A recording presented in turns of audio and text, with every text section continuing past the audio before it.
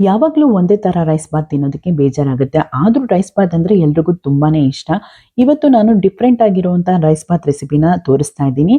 ಚೋಲೆ ಅಥವಾ ಚೆನ್ನ ಅಥವಾ ಕಾಬೂಲ್ ಕಡಲೆಕಾಳಿಂದ ಮಾಡಿರುವಂತಹ ರೈಸ್ ಬಾತ್ ರೆಸಿಪಿನ ತೋರಿಸ್ತಾ ಇದ್ದೀನಿ. ಹೈ ಪ್ರೋಟೀನ್ ಇರುವಂತಹ ಚೋಲೆಯಿಂದ ಮಾಡಿರುವಂತಹ ರೈಸ್ ಬಾತ್ ವೆಯ್ಟ್ ಲಾಸ್ ಮಾಡೋರಿಗೆ ತುಂಬಾನೇ ಹೆಲ್ಪ್ಫುಲ್ ಆಗುತ್ತೆ. ಹಾಗೆ ತುಂಬಾ ಕಡಿಮೆ ಕ್ಯಾಲರಿಯನ್ನ ಉಪಯೋಗಿಸ್ಕೊಂಡು ಅಂದ್ರೆ ಕಡಿಮೆ ಎಣ್ಣೆನ ಉಪಯೋಗಿಸ್ಕೊಂಡು ತುಂಬಾ ಟೇಸ್ಟಿಯಾಗಿ ಮಾಡಬಹುದಾದಂತಹ ರೈಸ್ ಬಾತ್ ರೆಸಿಪಿ ಇದು. ಸೊ ತಡ ಮಾಡೋದ್ ಬೇಡ, ನಾನು ನಿಮ್ಮೆಲ್ಲರ ಪ್ರೀತಿಯ ಗೆಳತಿ ಡಾಲಸ್ ಕನ್ನಡತಿ. ಈ ಚೋಲೆ ರೈಸ್ ಬಾತ್ ಮಾಡೋದು ಹೇಗೆ ಅಂತ ನೋಡೋಣ ಬನ್ನಿ.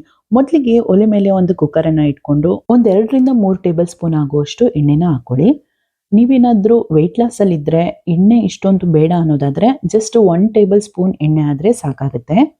ಸೊ ಎಣ್ಣೆ ಸ್ವಲ್ಪ ಚೆನ್ನಾಗಿ ಬಿಸಿ ಆದ್ಮೇಲೆ 1 ಟೇಬಲ್ ಸ್ಪೂನ್ ಆಗುವಷ್ಟು ಸೋಂಪು ಕಾಳನ್ನ ಹಾಕೋಬೇಕು. ಸೋಂಪು ಕಾಳು ಹಾಕೊಳ್ಳೋದ್ರಿಂದ ಜೀರ್ಣಕ್ರಿಯೆಗೆ ತುಂಬಾನೇ ಹೆಲ್ಪ್ಫುಲ್ ಆಗುತ್ತೆ. ಸೊ ಸೋಂಪು ಕಾಳು ಸ್ವಲ್ಪ ಫ್ರೈ ಆದ್ಮೇಲೆ ಇಲ್ಲಿ ತೋರಿಸ್ತಾ ಇರುವಂತಹ ಮಸಾಲೆಗಳನ್ನೆಲ್ಲ ಹಾಕೊಂಡು 1 ನಿಮಿಷಗಳ ಕಾಲ ಚೆನ್ನಾಗಿ ಫ್ರೈ ಮಾಡ್ಕೊಳ್ಳಿ. ಉರಿನ ಲೋ ಫ್ಲೇಮ್ ಅಲ್ಲಿ ಇಟ್ಕೊಳ್ಳಿ. ಇದೆಲ್ಲ ಮಸಾಲೆ ಸೀದೋಗೋ ತರ ಮಾಡ್ಕೊಬೇಡ್ರಿ. ಅದಾದ್ಮೇಲೆ ಇದಕ್ಕೆ ಕಟ್ ಮಾಡಿರುವಂತಹ ಸಣ್ಣದಾಗಿ ಹೆಚ್ಚಿರುವಂತಹ ಈರುಳ್ಳಿನ ಹಾಕೊಂಡು ಈರುಳ್ಳಿ ಸ್ವಲ್ಪ ಚೆನ್ನಾಗಿ ಫ್ರೈ ಆಗೋ ತನಕ ಫ್ರೈ ಮಾಡ್ಕೋಬೇಕು. ಅದ್ರ ಜೊತೆನೆ ನಾನು ಶುಂಠಿ ಮತ್ತೆ ಬೆಳ್ಳುಳ್ಳಿನ ತುರಿದು ಹಾಕೊಂಡಿದ್ದೀನಿ. ನಿಮ್ಮ ಹತ್ರ ಏನಾದ್ರು ಶುಂಠಿ ಬೆಳ್ಳುಳ್ಳಿ ಪೇಸ್ಟ್ ಇತ್ತು ಅಂದ್ರೆ ಅದನ್ನು ಕೂಡ ಆಡ್ ಮಾಡ್ಕೋಬಹುದು. ಶುಂಠಿ ಬೆಳ್ಳುಳ್ಳಿ ಪೇಸ್ಟ್ ಅನ್ನ ಯೂಸ್ ಮಾಡೋದಕ್ಕಿಂತ ಮನೆಯಲ್ಲೇ ಫ್ರೆಶ್ ಆಗಿ ಶುಂಠಿ ಬೆಳ್ಳುಳ್ಳಿ ಪೇಸ್ಟ್ ಮಾಡ್ಕೊಳ್ಳಿ ಅಥವಾ ಹೀಗೇನೆ ತುರಿದು ಹಾಕೊಂಡ್ರೆ ತುಂಬಾನೇ ಚೆನ್ನಾಗಿರುತ್ತೆ. ಸೊ ನೋಡಿ, ಇದು ಸ್ವಲ್ಪ ಚೆನ್ನಾಗಿ ಫ್ರೈ ಆದ್ಮೇಲೆ ಇದಕ್ಕೆ ಒಂದು 3 ಮೆಣಸಿನಕಾಯಿನ ಹಾಕೊಳ್ತಾ ಇದ್ದೀನಿ. ಒಂದ್ ಸ್ವಲ್ಪ ಫ್ರೈ ಮಾಡ್ಕೊಳ್ಳಿ.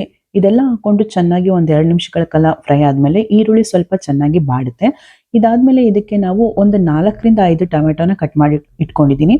ಅದನ್ನ ಆಡ್ ಮಾಡ್ಕೊಳ್ತಾ ಇದ್ದೀನಿ. ನಾನು ಇಲ್ಲಿ ಒಂದು 60% ಆಗುವಷ್ಟು ಟೊಮೆಟೊನ ಆಡ್ ಮಾಡ್ಕೊಂಡಿದ್ದೀನಿ. ಇನ್ನೊಂದು ಸ್ವಲ್ಪನ ಎತ್ತಿಟ್ಕೊಂಡಿದ್ದೀನಿ ಕೊನೆಯಲ್ಲಿ ಹಾಕೋದಿಕ್ಕೆ. ಸೊ ಇವಾಗ ಟೊಮೆಟೊನ ಹಾಕೊಂಡು ಒಂದ್ 2 ನಿಮಿಷಗಳ ಕಾಲ ಚೆನ್ನಾಗಿ ಫ್ರೈ ಮಾಡ್ಕೊಳ್ತಾ ಇದ್ದೀನಿ. ಟೊಮೆಟೊ ಫ್ರೈ ಮಾಡೋದ್ರ ಜೊತೆಗೇನೆ ಇಲ್ಲಿ ನಾನು ಸ್ವಲ್ಪ ಕೊತ್ತಂಬರಿ ಮತ್ತೆ ಪುದೀನನ ಕಟ್ ಮಾಡಿ ಹಾಕೊಂಡಿದ್ದೀನಿ. ಒಳ್ಳೆ ಫ್ಲೇವರ್ ಕೊಡುತ್ತೆ ಒಗ್ಗರಣೆನಲ್ಲೇ ನಾವು ಇದನ್ನ ಆಡ್ ಮಾಡ್ಕೊಂಡ್ರೆ.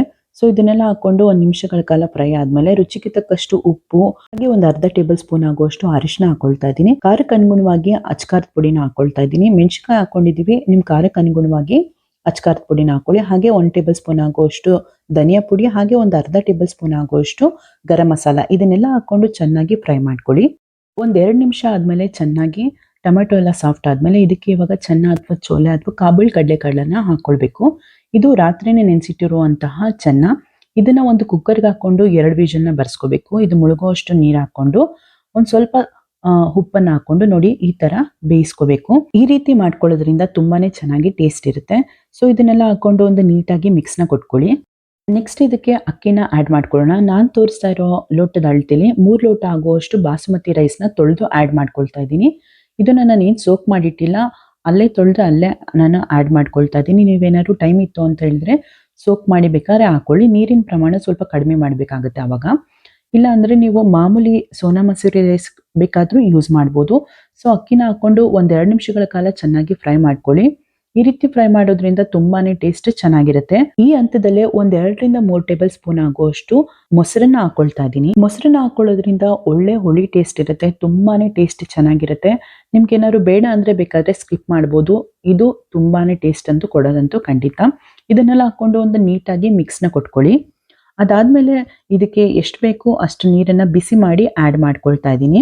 ನಾನು ತೋರಿಸಿದಂತಹ ಲೋಟದಲ್ಲಿ 3 ಲೋಟ ಆಗುವಷ್ಟು ಅಕ್ಕಿನ ಹಾಕೊಂಡಿದ್ದೆ. ಅದಕ್ಕೆ ಡಬಲ್ ಆಗುವಷ್ಟು ನೀರನ್ನ ಹಾಕೊಳ್ತಾ ಇದ್ದೀನಿ. ಒಂದು 10% ನೀರನ್ನ ಕಡಿಮೆ ಮಾಡ್ಕೊಳ್ತಾ ಇದ್ದೀನಿ. ಯಾಕಂದ್ರೆ ಇದು ಟೊಮೆಟೊ ನಾವು ಜಾಸ್ತಿ ಹಾಕಿರೋದ್ರಿಂದ ಅದು ನೀರು ಬಿಟ್ಕೊಳ್ಳುತ್ತೆ. ಸೊ ನೀರನ್ನೆಲ್ಲ ಹಾಕೊಂಡು ನೀಟಾಗಿ ಮಿಕ್ಸ್ನ ಮಾಡ್ಕೊಂಡು ಹಾಗೆ ಇದಕ್ಕೆ ಬೆಲ್ಲನ ನಾನು ಆಡ್ ಮಾಡ್ಕೊಳ್ತಾ ಇದ್ದೀನಿ. ಇದು ಟೇಸ್ಟ್ ತುಂಬಾ ಚೆನ್ನಾಗಿ ಕೊಡುತ್ತೆ. ನಿಮ್ಗೆ ಏನಾದ್ರು ಇಷ್ಟ ಇಲ್ಲ ಅಂತ ಹೇಳಿದ್ರೆ ಸ್ಕಿಪ್ ಮಾಡಿ. ಹಾಗೆ ಕೊನೆಯಲ್ಲಿ ನಾವು ಉಳಿಸಿಟ್ಕೊಂಡಿದ್ನಲ್ಲ ಟೊಮೆಟೊನ ಅದನ್ನ ಆಡ್ ಮಾಡ್ಕೊಳ್ತಾ ಇದ್ದೀನಿ. ಇದನ್ನೆಲ್ಲ ಹಾಕೊಂಡು ನೀಟಾಗಿ ಮಿಕ್ಸ್ ಮಾಡ್ಕೊಂಡು ಒಂದೇ ಒಂದು ಕುದಿ ಬರ್ಸ್ಕೊಳ್ಳಿ. ಈ ಹಂತದಲ್ಲಿ ಉಪ್ಪು ಖಾರ ಬೇಕಿದ್ರೆ ಅಡ್ಜಸ್ಟ್ ಮಾಡ್ಕೊಳ್ಳಿ. ಇವಾಗ ಮುಚ್ಚಳನ ಮುಚ್ಚಿ ವಿಷಲ್ ಹಾಕಿ ಜಸ್ಟ್ 1 ವಿಷಲ್ ಬರ್ಸಿದ್ರೆ ಸಾಕು. ರುಚಿಕರವಾದಂತಹ ಚೋಲೆ ರೈಸ್ ಬಾತು ರೆಡಿ ಆಗುತ್ತೆ. ವಿಷಲ್ ಕಂಪ್ಲೀಟ್ ಆರದ್ಮೇಲೆ ನಾನು ಮುಚ್ಚಳ ತೆಗ್ದು ತೋರಿಸ್ತಾ ಇದ್ದೀನಿ. ನೋಡಿ ಎಷ್ಟು ಸಖತ್ತಾಗಿದೆ. ಹಾಗೆ ಇದಕ್ಕೆ ಸಣ್ಣದಾಗಿ ಹೆಚ್ಚಿಟ್ಕೊಂಡಿರುವಂತಹ ಕೊತ್ತಂಬರಿ ಸೊಪ್ಪು ಹಾಗೆ ಪುದೀನ ಸೊಪ್ಪನ್ನ ಹಾಕೊಂಡು ಒಂದು ಒಳ್ಳೆ ಮಿಕ್ಸ್ನ ಕೊಟ್ಕೊಳ್ಳಿ. ನೀವೇನಾದ್ರು ವೆಯ್ಟ್ ಲಾಸ್ ಜರ್ನಿನಲ್ಲಿ ಇಲ್ಲ ಅಂತ ಹೇಳಿದ್ರೆ ಇದಕ್ಕೆ ತುಪ್ಪನ ಆಡ್ ಮಾಡ್ಕೊಳ್ಳಿ. ಟೇಸ್ಟ್ ಮಾತ್ರ ಅಲ್ಟಿಮೇಟ್ ಆಗಿರುತ್ತೆ. ಸೊ ನೋಡಿ, ಇದನ್ನೆಲ್ಲ ನೀಟಾಗಿ ಮಿಕ್ಸ್ ಮಾಡ್ಕೊಂಡು ಸರ್ವ್ ಮಾಡ್ತಾ ಇದ್ರೆ ಬಾಯಲ್ಲಿ ನೀರು ಬರುವಂತಹ ಚೋಲೆ ರೈಸ್ ಬಾತ್ನ ತಿನ್ನೋದಕ್ಕೆ ರೆಡಿ ಆಗಿದೆ. ಬನ್ನಿ ಇದನ್ನ ಸರ್ವ್ ಮಾಡ್ಕೊಳ್ಳೋಣ. ನಾನು ಒಂದು ಪ್ಲೇಟನ್ನ ಇಟ್ಕೊಂಡು ಇದನ್ನ ಸರ್ವ್ ಮಾಡ್ಕೊಳ್ತಾ ಇದ್ದೀನಿ. ಇದು ಚಟ್ನಿ ಜೊತೆ ಆಗಿರ್ಬೋದು ಅಥವಾ ರೈತ ಜೊತೆ ಬೆಸ್ಟ್ ಕಾಂಬಿನೇಷನ್ ಅಂತಾನೆ ಹೇಳ್ಬೋದು. ಇದಕ್ಕೆ ಒಂದು ಈರುಳ್ಳಿಯಿಂದ ಮಾಡಿರುವಂತಹ ಮೊಸರು ರಾಯ್ತಾನ ನಾನು ರೆಡಿ ಮಾಡ್ಕೊಂಡಿದ್ದೀನಿ. ನೋಡ್ತಾ ಇದ್ದೀರಲ್ಲ, ರುಚಿಕರವಾದಂತಹ ಚೋಲೆ ಅಥವಾ ಚೆನ್ನ ಅಥವಾ ಕಾಬೂಲ್ ಕಡಲೆಕಾಳಿಂದ ರೈಸ್ ಬಾತ್ ರೆಸಿಪಿ ತುಂಬಾನೇ ಟೇಸ್ಟ್ ಸಖತ್ತಾಗಿರುತ್ತೆ. ಒಂದ್ಸಲಿ ನೀವು ಟ್ರೈ ಮಾಡಿ ರುಚಿ ಹೇಗಿತ್ತು ಅಂತ ಕಮೆಂಟ್ನಲ್ಲಿ ನನಗೆ ತಿಳಿಸೋದನ್ನ ಮರಿಬೇಡಿ. ಓಕೆ, ನಾನು ಮುಂದಿನ ವಿಡಿಯೋದಲ್ಲಿ ನಿಮಗೆ ಮತ್ತೆ ಸಿಗ್ತೀನಿ. ಇಷ್ಟೊತ್ತು ವಿಡಿಯೋ ನೋಡಿದ್ದಕ್ಕೆ ಎಲ್ರಿಗೂ ತುಂಬಾನೇ ಧನ್ಯವಾದಗಳು. ವಿಡಿಯೋ ಇಷ್ಟ ಆಗಿದ್ರೆ ಲೈಕ್ ಮಾಡಿ, ಶೇರ್ ಮಾಡಿ, ಹಾಗೆ ಕಮೆಂಟ್ ಮಾಡಿ.